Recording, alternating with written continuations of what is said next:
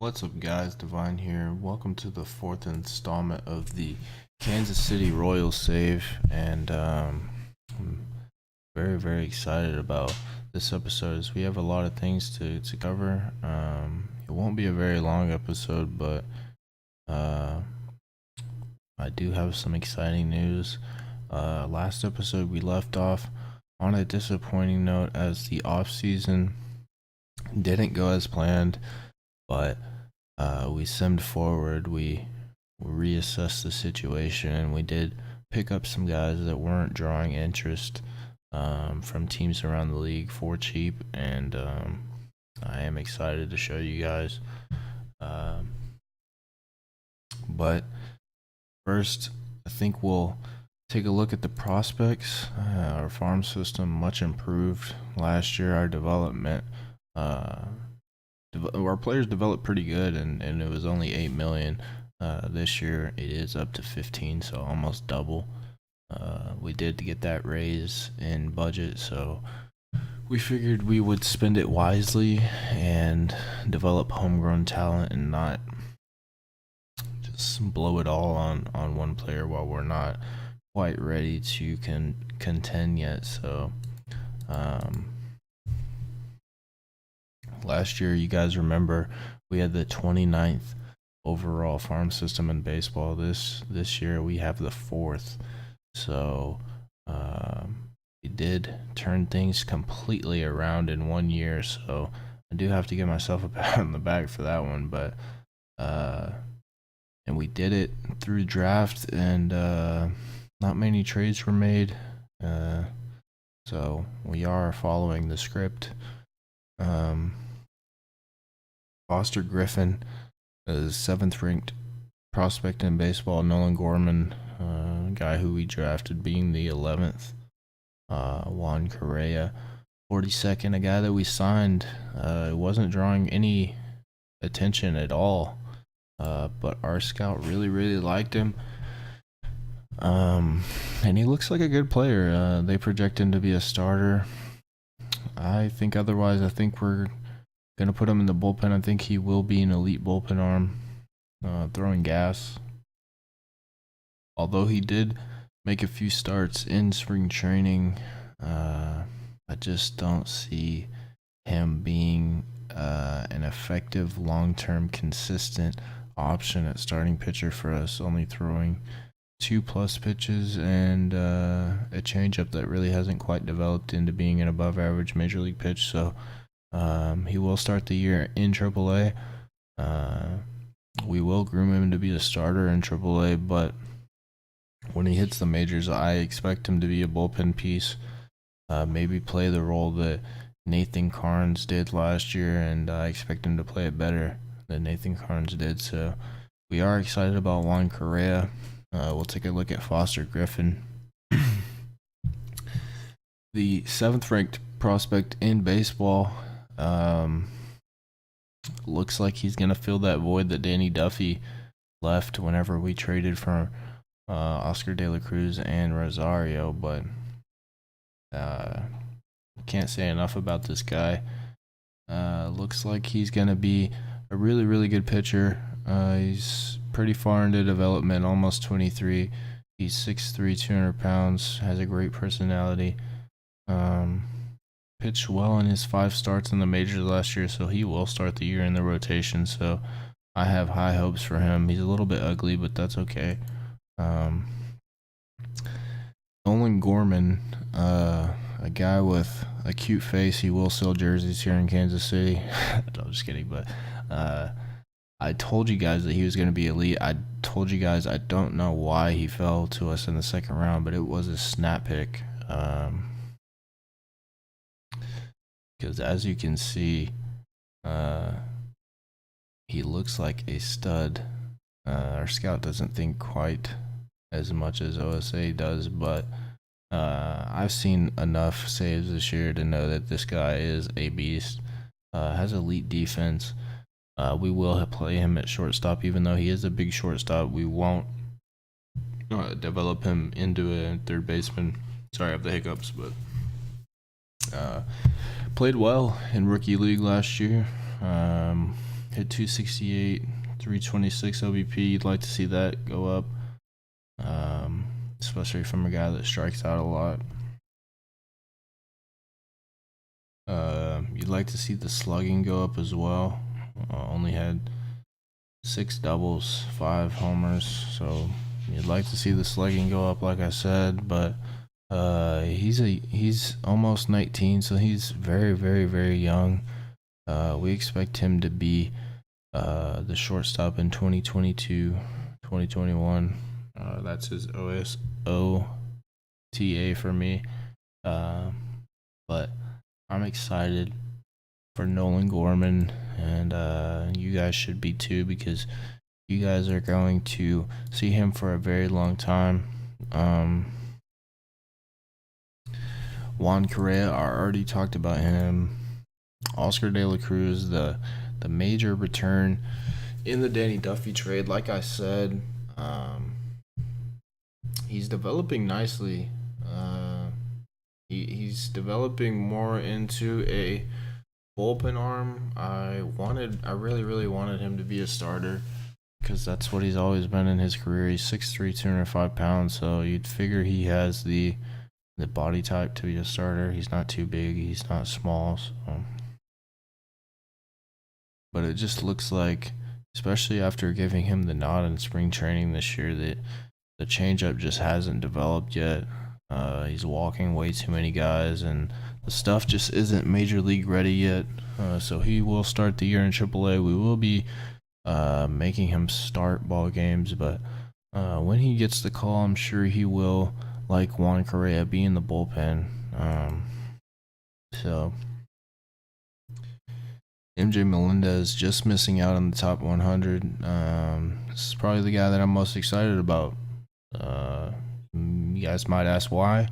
Well, all of those young arms that we have groomed and drafted, and kind of started to build our basis around.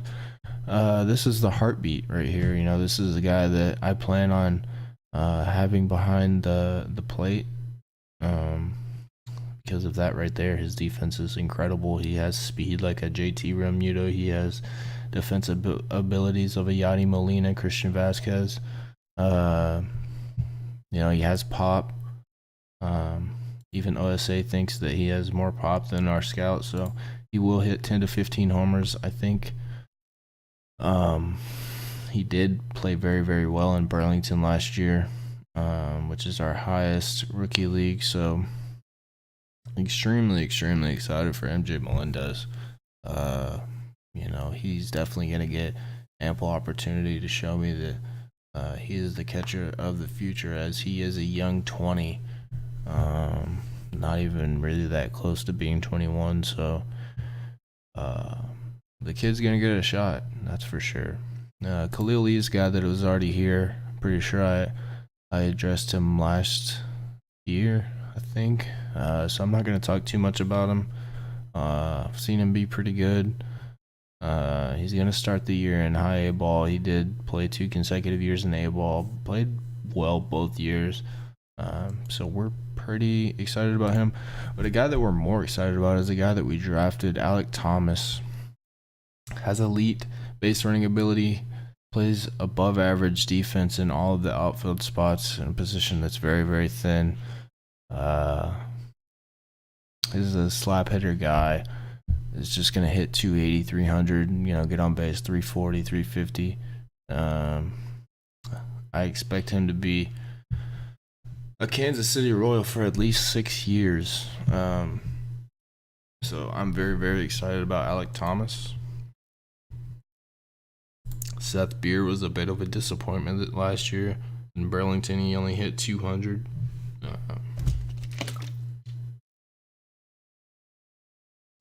But he's developed quite nicely, nonetheless. OSA thinks he's developed even more than our scout. Thinks that he has more room to develop more than our scout. His personality says so. He's a baseball rat. He's the first one in the park and the last one to leave. So, although not great defensively, we drafted him in mind with. We drafted him with the thought that he would be our DH in the future. So we still hold true to that.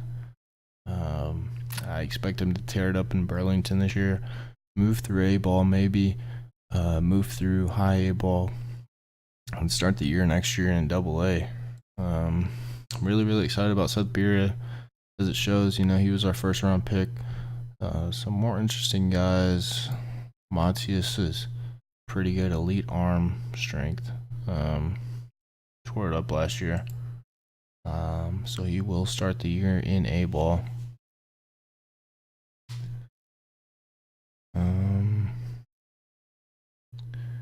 Nicky Lopez is a guy that might force his way into the lineup. We do have Raul Mondesi right now playing shortstop, but this guy looks like he might force his way into the lineup with Raul having a bad personality. This guy is a good teammate, so it's looking more realistic that this guy will be our starting shortstop. Michael Gigliotti, a guy that played very well last year in A-ball, got the call up to high A, may force his way into Double A, maybe even Triple A. Plays great defense. The arm strength lacks, but elite base runner and pretty damn good at the plate. Kinda. We'll see what he can do. He's already 23. He's a young 23, but he's durable. So we'll see what Gigliotti has for us. And that's about it. So much more deep than last year, as Trevor Oakes was our top prospect last year. This year, having an ample amount of prospects before him. So we have really turned this farm system around. As you can hear my dog whining in the background. We will take a look at the Major League roster. And then that will be it. We will see you guys back in the first year player draft. Oh yeah, my friend asked me, how does the rating system work? We will take a look at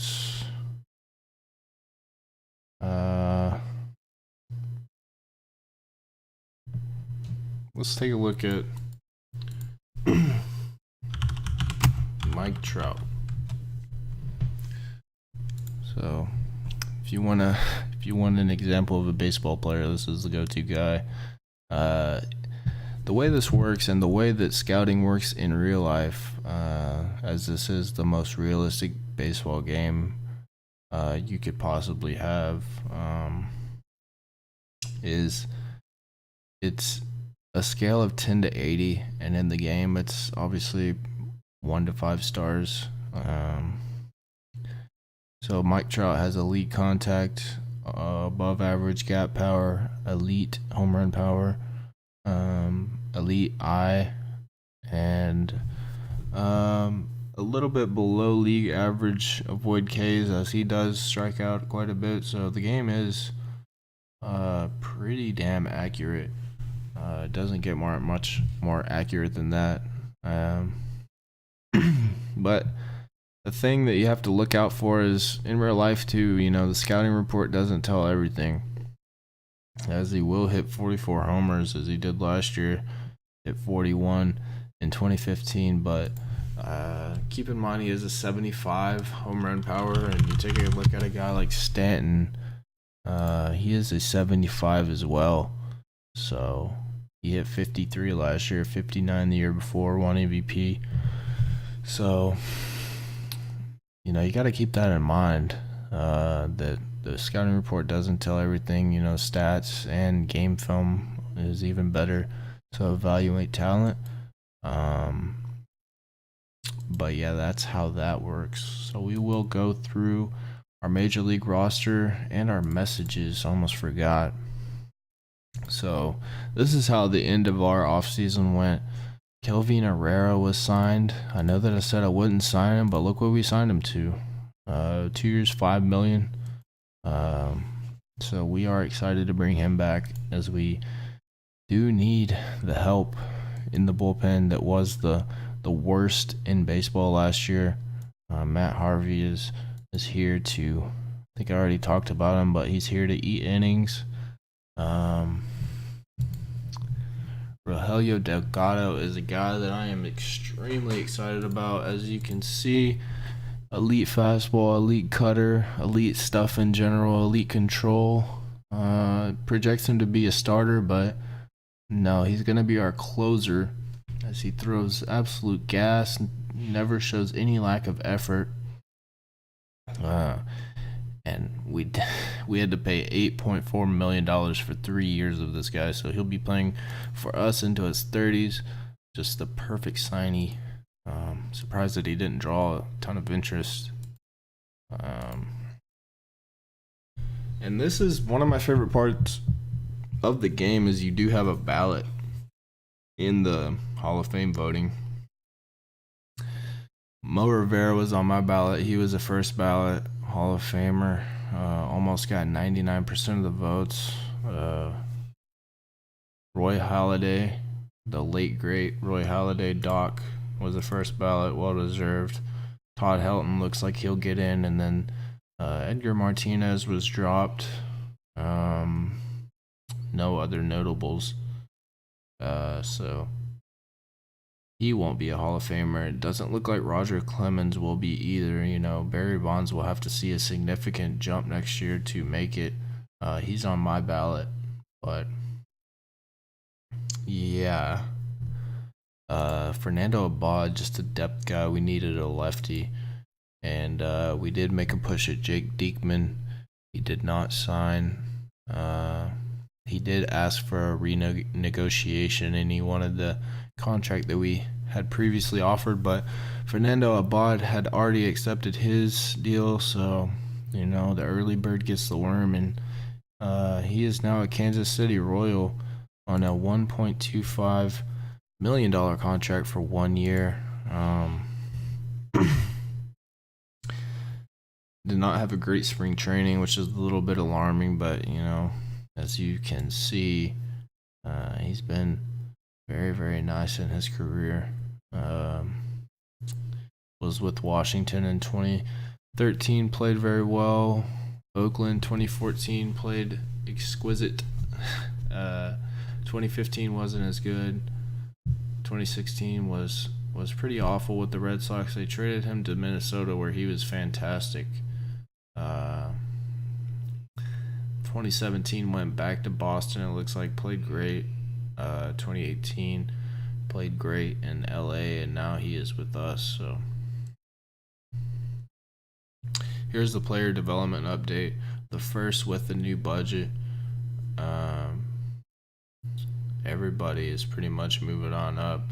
Richard Lovelady, a guy that I highlighted last year, has digressed a bit, you know, as you would expect with a torn UCL.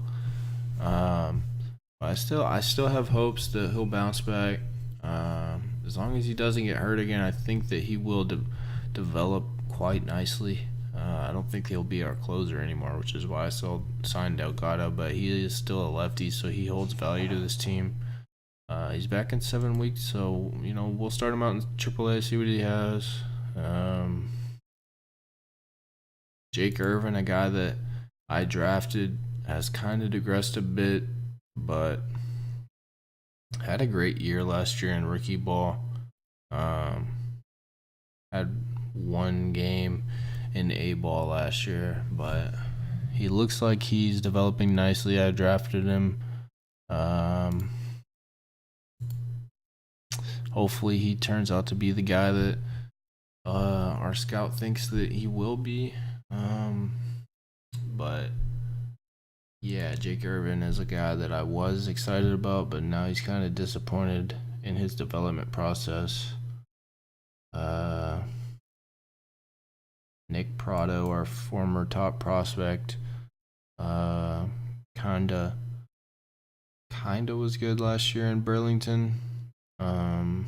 You'd like to see a better OBP from him.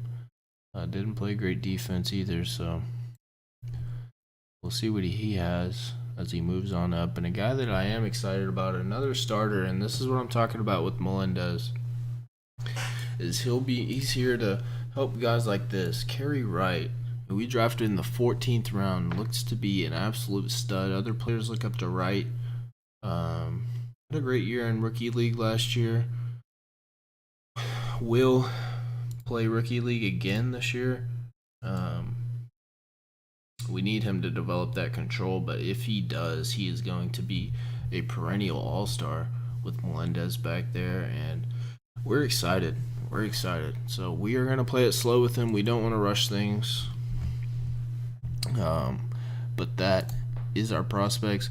We hired Doug Bochtler to be our AA pitching coach. We hired the former Boston Red Sox manager John Farrell, who had cancer, took 2018 off, is coming back in 2019 to be the pitching coach of the Kansas City Royals. So wish him luck.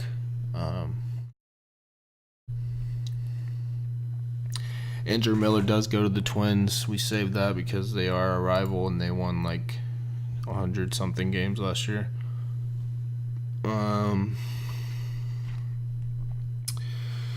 Royce Lewis is a part of the Minnesota Twins. He looks very, very good. He's a 6th ranked prospect in all of baseball. Matt Manning on the Tigers in our division looks to be yeah, that's dead. Houston actually did claim Bubba Starling, but I don't really care because, as you can see, all he has is defense. So, yeah.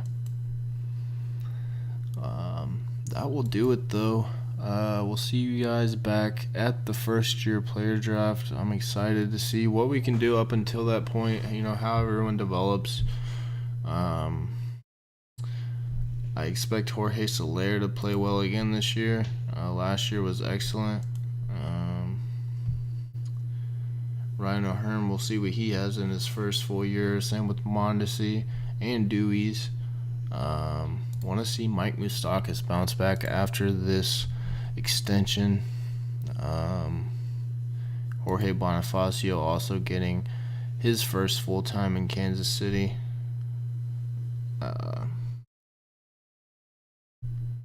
And Whit Merrifield also. I'm excited to see what he does after his contract extension. So that will do it, guys. Thank you guys so much for watching. Be sure to like the video. Tell me what you guys would like to see, how I can improve again, as I still am improving. But thank you guys so much. See you guys at the first year player draft. Peace.